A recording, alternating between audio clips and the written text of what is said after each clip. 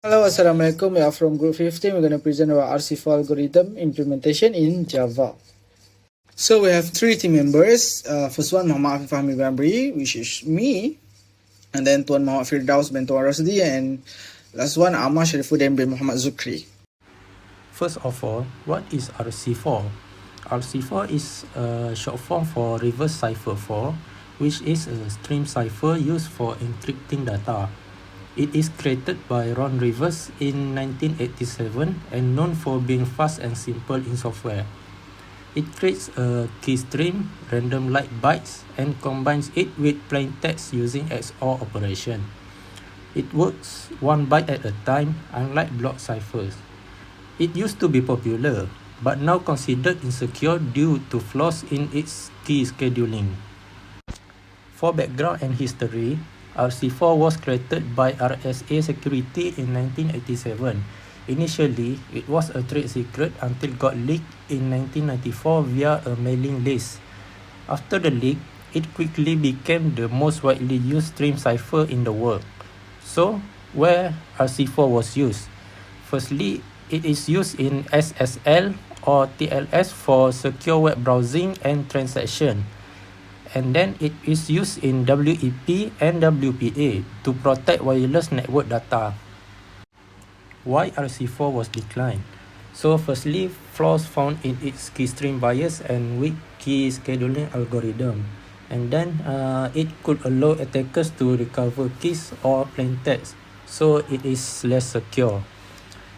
When RC4 was deprecated, firstly, Cloudflare dropped support in 2014 or 2015. And then IETF banned RC4 in all TLS versions via RFC 7465. Where was RC4 used? Firstly, RC4 was used in SSL and TLS for secure web browsing. It is used to encrypt internet traffic in SSL and early TLS.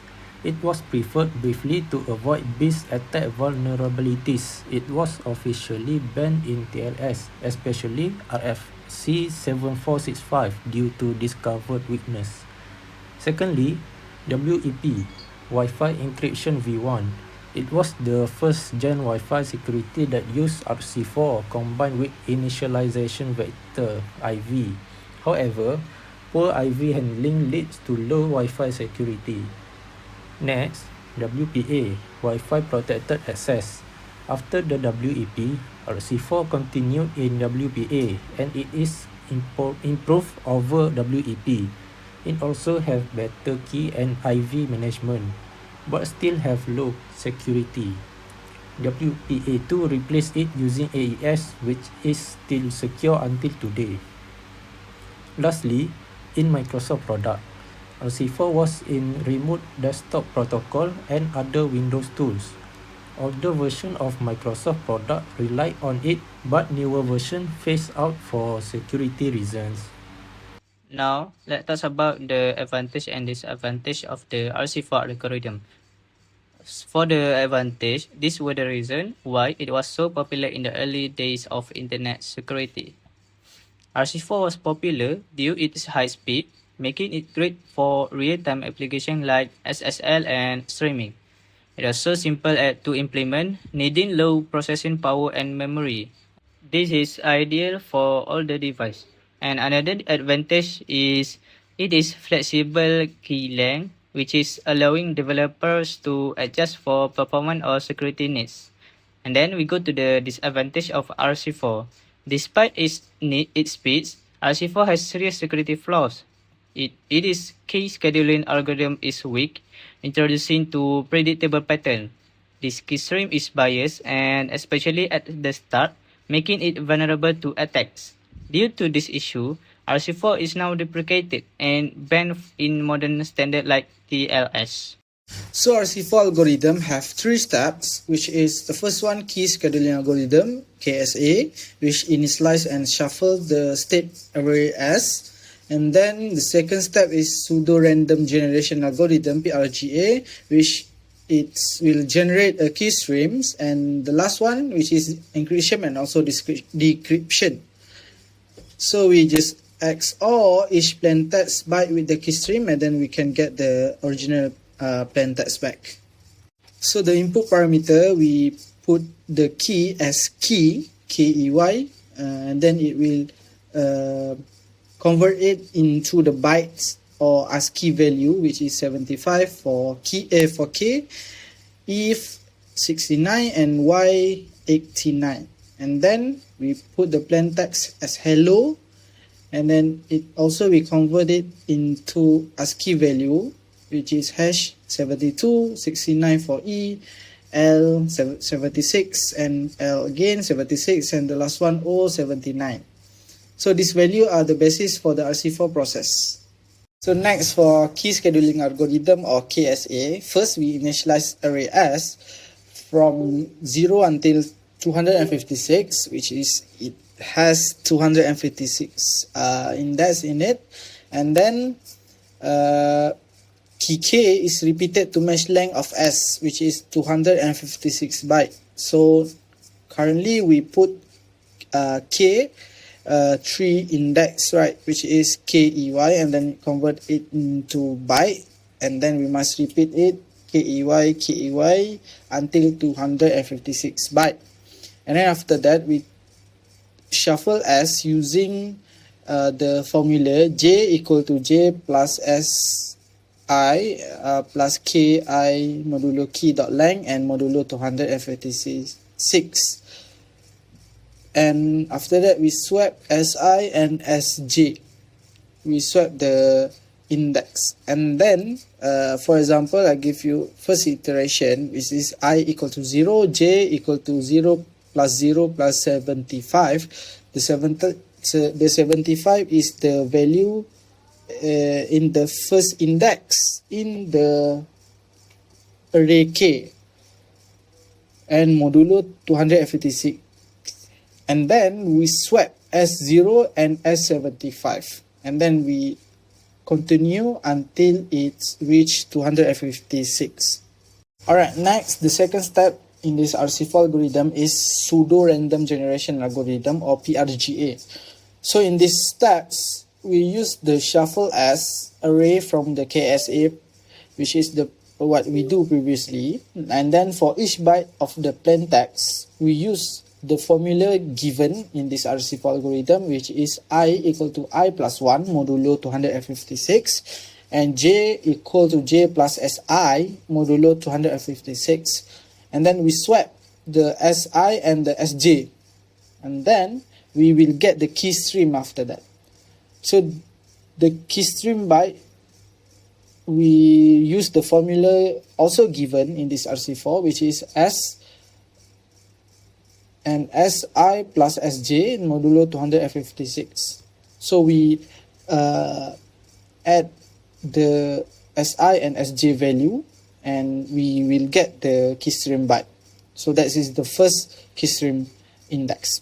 So for example, I give you the first iteration, which is I equal to 1 and J equal to 0 plus S1 modulo 256, and we will get 154, which is S1. The value of S1 currently is 155. So 155 plus 0 we will get 145.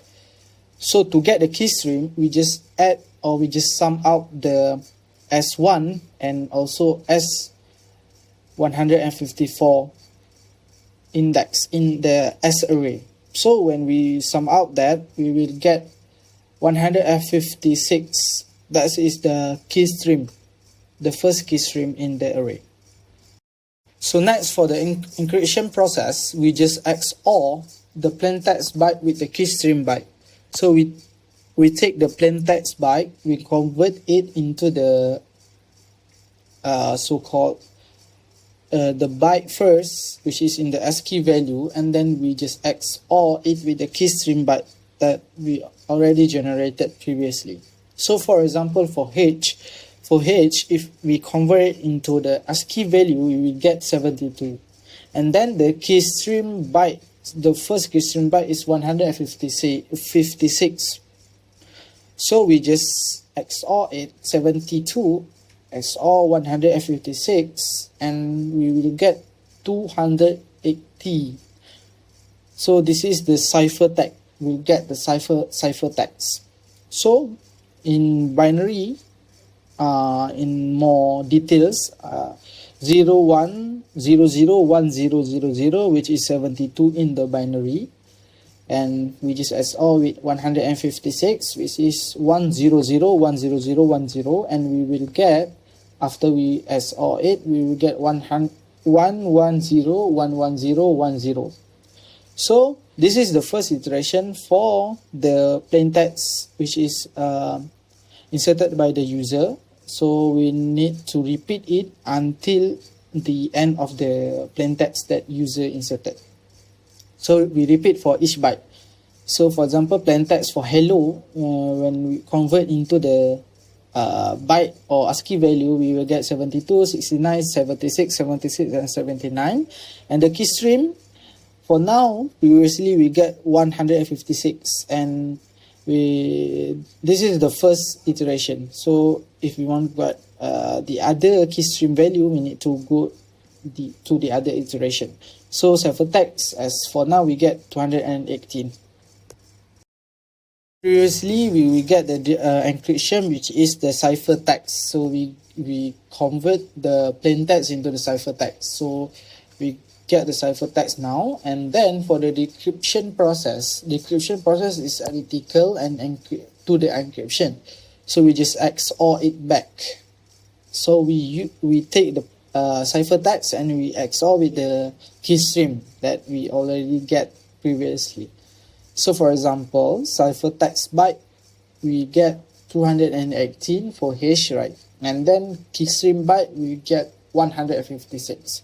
So we just XOR it back, like we XOR the ciphertext and key stream, and we will get the initial value of hash, which is 72. So 72 is in the ASCII value, and we convert into the word, and we get H. So that is this decryption process. So RC4 is asymmetric. Same logic, this reverse operation for the decryption process. Now, let's look at how RC4 works mathematically. It starts with something called the key scheduling algorithm, or KSA. First, RC4 starts with a 256-byte array called S. We initialize S with values from 0 to 255. Then, using the secret key, we shuffle the content of S. This shuffling process makes S unique based on the key. After the key setup, the pseudo-random generation algorithm PRGA uses the S array to generate the key stream. For each byte of data, it updates 2 pointers, swap values in S, and selects a byte from S to use in the key stream. This process continues byte by byte. Next, for encryption and decryption, once we have the key stream, we simply use the XOR operation. For encryption, ciphertext equal to plaintext XOR key stream. For decryption, plaintext equal to ciphertext XOR key stream. Because XOR is reversible, the process is same for both. This diagram shows the RC4 encryption process step by step. We start with the initial vectors and a secret key, which are used to create two arrays, the S array and T array. Then, the key scheduling algorithm permutes the S array based on the secret key. Next, the pseudo-random generation algorithm PRGA continues permuting the state to generate the key stream. This key stream is then exclusive OR with the plain text to produce ciphertext, or with ciphertext to recover plain text. Because RC4 is symmetric, the same process works for both encryption and decryption. Alright, so next for the Java implementation. So for the Java implementation, this is what we do in the Java code. So Java class, we name it as RC4, and the key methods, it have two key methods in this code, which is initialize key, where we take the byte or array of key and we implement the key scheduling algorithm, or KSA. This is the first step of RC4, right? So we implement it first in this method, and we initialize and shuffle the S array using the provided key, which is been provided by the user in the console. And then the second method is encryption decrypt, which is the second step, which is we do the pseudo random generation algorithm. So in this method, we implement PRGA and we XOR to encryption and also decryption.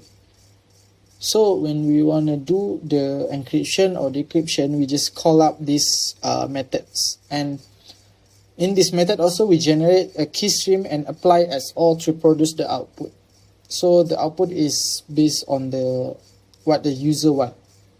If user want encryption, it will produce the output will be the ciphertext, and if the user wanted the decryption, the output will be the plain text. So continued for Java implementation, the main flow or interactive loop in this code is the user first, when the system is running, the system prompt user to enter a secret key and also the plain text. So the user must enter the key and then must enter the ciphertext after that. So the process is we encrypt the key, the plain text using the key that user inserted, and it will produce the ciphertext.